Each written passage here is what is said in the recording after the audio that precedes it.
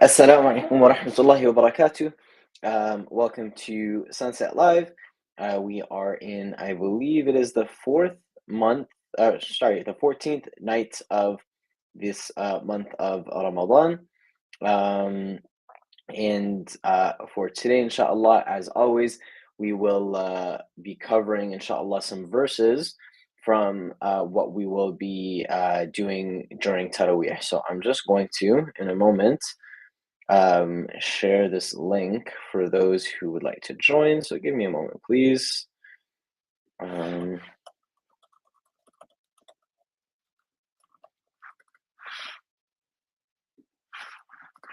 there we go. So, Bismillah, alhamdulillah, wa salatu wa salamu ala rasulillah wa ala alihi wa sahbihi wa man wala. So today, inshallah, in our Taraweeh prayer, our plan is to cover the last few verses of Surah Al-Kahf, to cover all of Surah Maryam, and I believe get through most of, if not all of, Surah Taha. So in the first 8 rak'ahs, we'll hear, Surah Al-Kahf, and then after in the middle 4 rak'ahs, we will be doing Surah Maryam, and then we will move on to Surah Taha. And so there's a couple things I think that are interesting to look at from amongst these verses. And um, obviously many of us are familiar with Surah Al-Kahf. Inshallah, we are, from those people who are able to read it on a weekly basis on Fridays. And we know that um, the people of the cave is the story at the start that Allah subhanahu wa ta'ala tells us about. And he tells us that these people were people, إِنَّهُمْ فِتْيَةٌ آمَنُوا بِرَبِّهِمْ وَزِدْنَاهُمْ هُدًى. They were youth who believed in their Lord, and we increased them. Allah subhanahu wa ta'ala increased them in guidance. And so, we know that the story of the people of the cave is one of these people who they made a very bold decision. They made the decision to leave what it is that they were comfortable with in life, and with everything that they were familiar with, and they said, this is a lot for us. There's shirk. It's not a society we want to live in. It's not a place where we feel we can practice our deen. And instead of being complacent and saying, okay, we'll try, they said, you know what, we've crossed this line, and we um we feel we need to isolate ourselves in order to preserve our religion. And what's important here is, like we said, these are youth, right? These are young folks. And sometimes when we look at the youth and the young people in our community, we look at maybe some of the bold decisions they make, and we think, oh, they lack knowledge, or they're just impressionable, or they don't understand. And then we kind of try and maybe overlook some of the decisions they make that we might be uncomfortable making. And I think what Allah subhanahu wa ta'ala is teaching us here is that, sometimes when we've become, stagnant, when we have lived in our situation for so long, when we are used to everything around us, um, it's hard for us to make decisions that are, that involve a lot of change. We become a little bit complacent. And for the youth, whether it's our youth or the youth at the time, of the people of Ashab al-Kahf, sometimes they might make bold, maybe rash, maybe you might call it uncalculated decisions. But Allah subhanahu wa ta'ala takes one of these decisions and gives it as an example for all of us, essentially teaching us that we can learn from this. We can learn that it's maybe I am not just supposed to be comfortable with my situation. Maybe there's a part of me that needs to analyze and say, do I need to change here? And that's not to say we all need to go find a cave for us to go live in, and that's not the case, right? But maybe I need to ask myself, wow, I find it so hard to go to the masjid. My children are involved in the masjid programs. we're very isolated from our community. Do I need to make a change? Maybe I need to move a little bit closer to my mosque, right? Or I'm not home a lot and I'm working a lot, and the hours I spend and I don't get to see my family as much, and it's a good paying position and it's a high role, but maybe I need to make a change, right? And that's not for everyone, right? But I think, sometimes we need to look at our situation, and instead of saying, yeah, I'm good, I'm doing my best with what I have, we need to maybe ask ourselves, like these youth did, when do I cross the line into I need to make some changes here? And I need to make a decision that some might view as extreme or rash or whatever it is, but I'm willing to make that decision for the purpose of preserving my faith, for the purpose of, uh, enhancing or preserving or protecting, especially my Islam. And what's always important, um, is to seek guidance and seek help in making these decisions and seek counsel. We don't just kind of, make impulsive decisions, but we make decisions that are important for our faith and maybe hard decisions. Um, Whether it's changing jobs or moving houses or deciding where to go to university or whatever it may be, we have a factor that other people don't have in their lives. For perhaps our high school friends, many people are saying, oh, I went to this campus and I looked at this university and it's so nice. And oh yeah, I went to this one and it's all the way on the other side of the country. Or I went to the States and I looked at this university. And we have to remember, right, as Muslims, sure, we want to look at the school and the fit and the program and whatever, but we also want to look at our Islam, right? That's a factor in our decision making that other people don't have. Same with, deciding perhaps to buy a house. People will look at the square footage and they'll look at, is it close to good schools, and is it in this neighborhood, and is it updated, and are the floors hardwood or whatever it might be. And sure, we can consider all of that, but we as Muslims also have to consider our Islam. Is it close to a masjid? Is it close? Perhaps I'm someone who wants to send my children to Islamic school. Is it close to that? Is it close to family, right? These are values that we have as Muslims that we need to bake into our decision making that others might not have.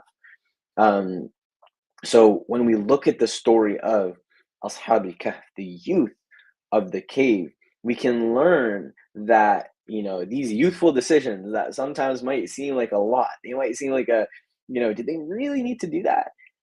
We can take inspiration from it because Allah subhanahu wa ta'ala solidified this story in the Quran for us to learn from.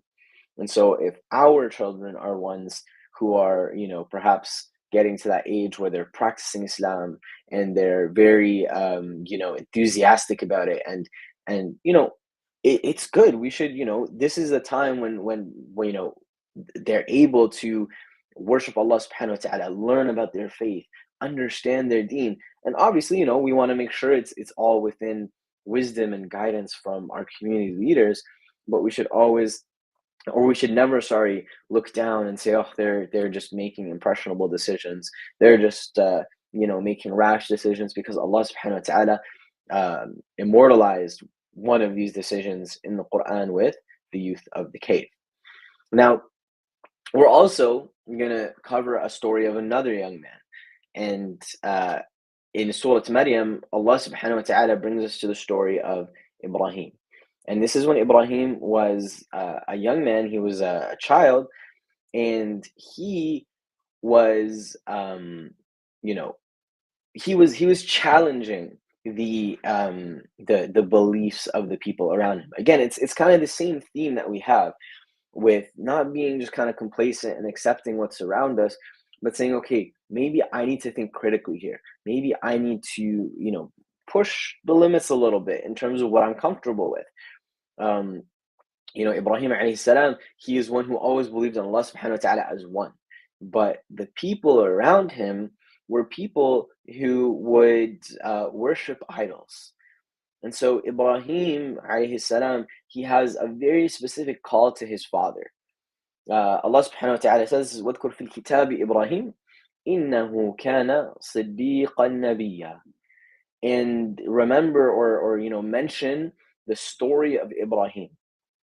He was a man of truth, and of course he was a prophet.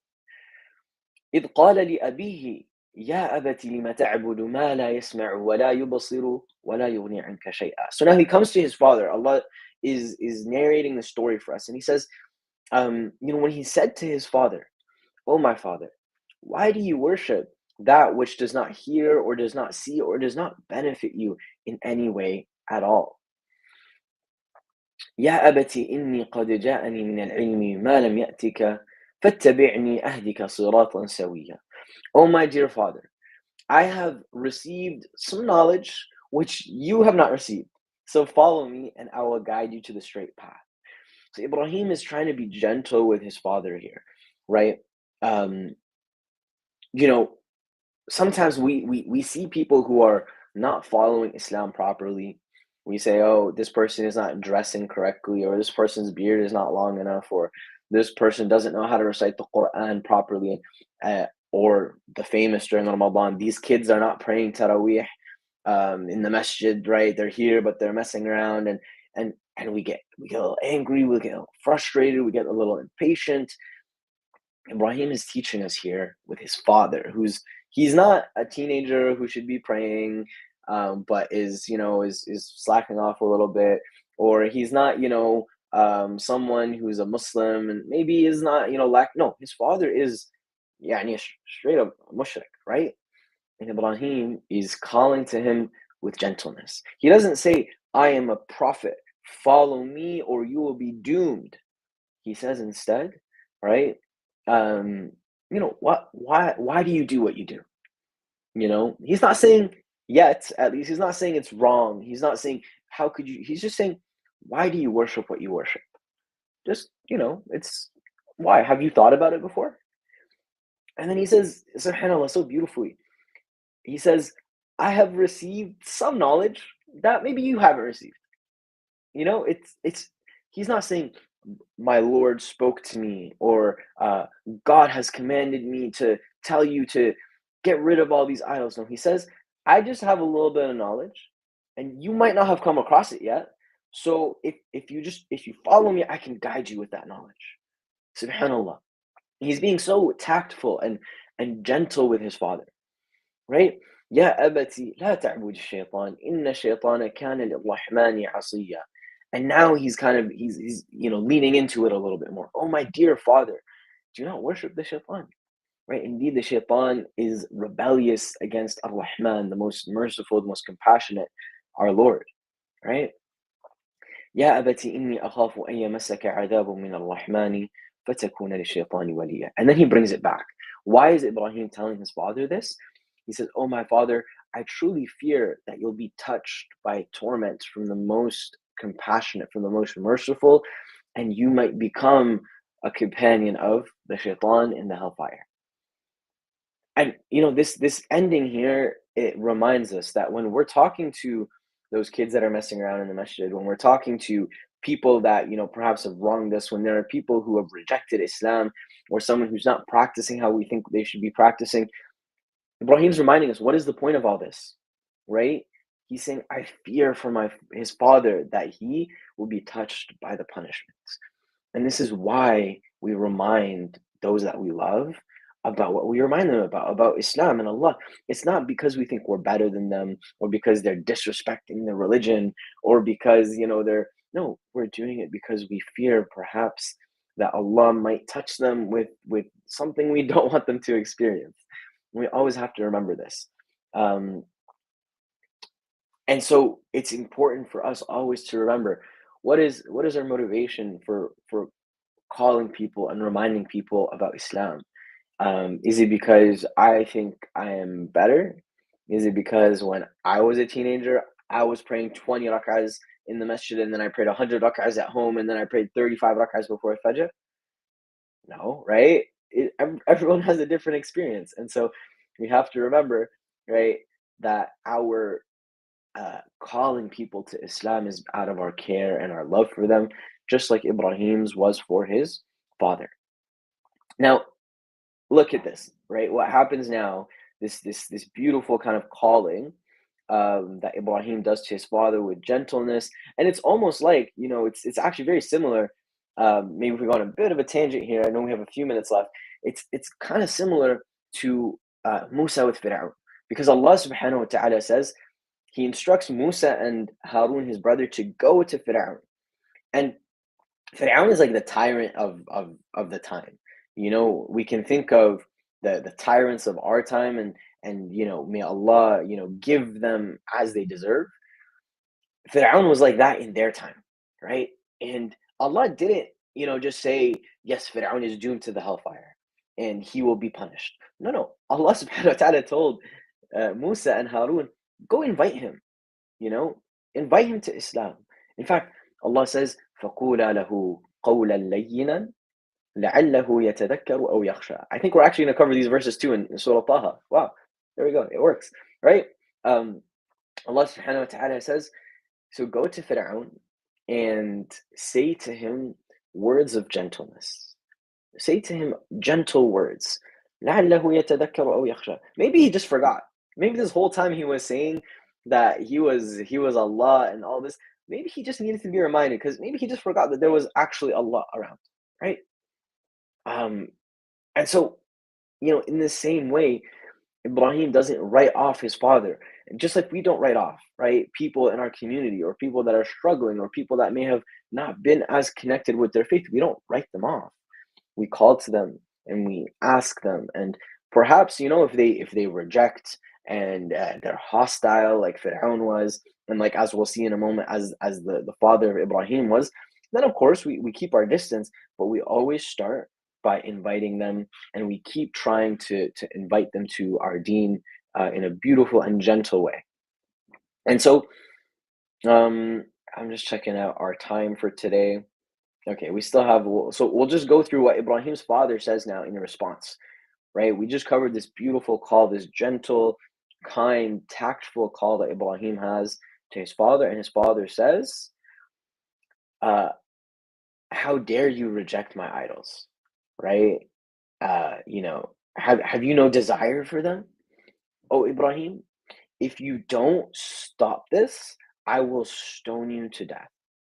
So get away from me. Get away from me, right? وَهْجُرْنِي مَلِيًّا, like, get away from me for a long time, right? And so, instead of appreciating the wisdom that this young boy Ibrahim has at this moment, his father instead says, this is an emotional reaction. When someone tries to correct us, we've all been in those times, right? When someone tells us you did something wrong, and in the moment we knee-jerk reaction, right? How could you say that? No, I'm not wrong. And then maybe we think about it for a little bit, and we're like, maybe I was wrong. Maybe that person was right. And then, we forget about maybe the knee-jerk reaction, or the emotional reaction that we might have had to being corrected, or when someone was trying to advise us. And this is what Ibrahim's father is having right now. These idols are near and dear to his heart, and he says, get away from me, right? Or else it's not gonna be good for you. And instead of pushing, we push sometimes, right? Oh, why don't you dress like this? No, you have to dress like this. No, no, no, you have to look like this. You have to do this. You have to sit for 1 hour and read the Quran. It's Ramadan. Come on. You have to. Instead of pushing, Ibrahim says, قال سلام عليك. He says, peace be upon you. سأستغفر لك ربي. I will ask my Lord for forgiveness for you. إنه كان بي حفيا. He has always been gracious to me. وأعتزلكم وما تدعون من دون الله وأدعو ربي عسى ألا أكون بدعاء ربي شقيا. And I'll leave you. And your idols that you call other than Allah, and I'll call to my Lord. And I expect that He will not leave me unhappy. He will not. I won't be disappointed with what my Lord has to offer. And so we have to ask ourselves now. This is a really hard question. Okay, this is like, it's a little bit intense. We have to ask ourselves those. And I know I'm picking on a few examples, right? But we can try and extrapolate this to other areas of our life too. But those those kids that were making noise in the masjid, those the boys that were causing a ruckus, and they were, yelling, and they were maybe fighting in the masjid, and they broke a wall, or they did this, or they did whatever. They and or those people that we look at and we're like, oh, they should be doing this better. How come he prayed so quickly? Those people that we kind of look at and we're like, they're not practicing how I think they should be practicing. Are we asking Allah for their forgiveness? Are we making dua to them? Because Ibrahim here says to his father, okay, fine, I'll leave you, but I'm gonna pray for you. Right? I'm gonna leave you. I'm not gonna push. I'm gonna let go, but I'm gonna pray for you. And I know that Allah will not disappoint me. So we have to ask ourselves, those people that we are advising, and those people that we hope better from, and that we're expecting hopefully better from, we have to ask ourselves, am I making dua for them? Am I really sincere in that, I try with gentleness and with goodness, and when they don't respond, I leave them, and then I make dua for them, and I ask that Allah subhanahu wa ta'ala guide them, and that he bring goodness to them, that he forgive them, and that perhaps one day they may even exceed me in my faith, despite me looking down on them now. So these are two beautiful examples of youth that Allah subhanahu wa ta'ala put for examples as for us in the Quran. The youth of the cave, and the youth or the young man that Ibrahim alayhi salam was when he had this conversation with his father. And so one last lesson we take from this is our youth are young and they're energetic, and maybe are lacking in bit of the wisdom and experience that we have, but we can still take inspiration from them, and we can still learn from them. And sometimes, subhanallah, we learn more from them than they learn from us. So always look for opportunity to learn from these, from the people around us, whether it's our elderly with their wisdom, it's our youth with their vigor and their inspiration. So we'll wrap up with a few minutes of dua. Our iftar time is 7:09. So we will wrap up with a minute and a half of dua together, and then we will make adhan and break our fast. So we thank Allah subhanahu wa ta'ala for giving us guidance and giving us a community that our youth can grow up in, attached to their masjid. We ask Allah subhanahu wa ta'ala that He always accepts our thankfulness and our gratitude towards Him. We ask Allah subhanahu wa ta'ala that He make our youth from leaders that we can take as examples. We ask Allah to allow us to always find inspiration in everything around us, whether it be our young or our old, or people that are our peers. We ask Allah subhanahu wa ta'ala, as He is the most wise, and He is the most merciful, and He is the most forgiving and the most forbearing. We ask that Allah subhanahu wa ta'ala, we ask you, O Allah, that you allow us to be merciful with others, just as we hope that you will be merciful to us. We ask you, O Allah, that we are patient with others, just as we hope that you are patient with us. We ask you, O Allah subhanahu wa ta'ala, that you never put any sort of ill feeling in our heart for any other believer. And we ask you, O Allah, that you allow us to maintain the character of our Prophet sallallahu alaihi wasallam, that you allow us to make difficult decisions when we need to, and that you guide us to the right decisions that will be good for preserving our faith and the faith of our youth. Ameen. Subhanak Allahumma bihamdik, wa ashhadu an la ilaha illa ant, nastaghfiruka wa natubu ilayk.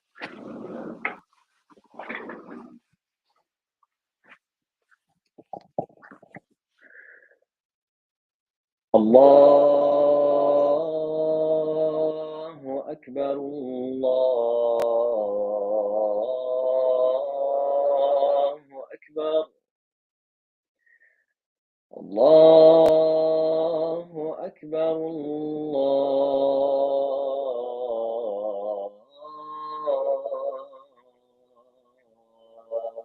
Akbar.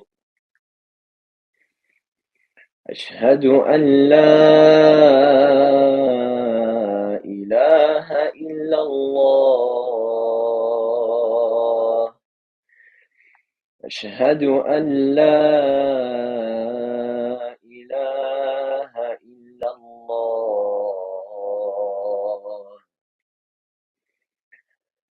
أشهد أن محمدا رسول الله.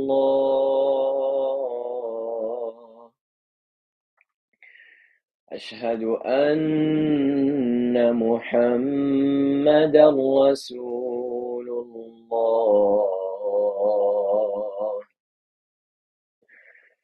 حي على الصلاة.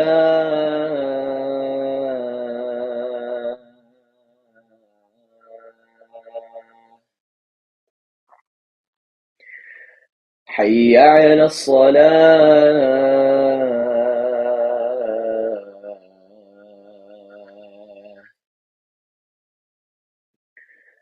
حي على الفلاح.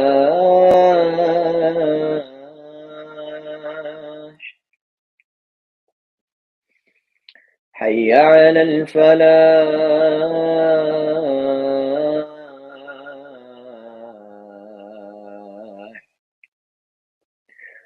الله أكبر، الله أكبر. لا إله إلا الله.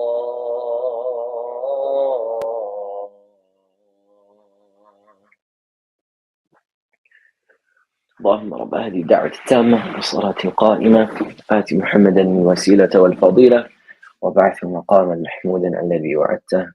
جزاكم الله خيرا. We'll see you tonight for our 14th night of Taraweeh. We're almost halfway there, about halfway there. So inshallah we keep strong. وجزاكم الله خيرا. والسلام عليكم ورحمة الله وبركاته.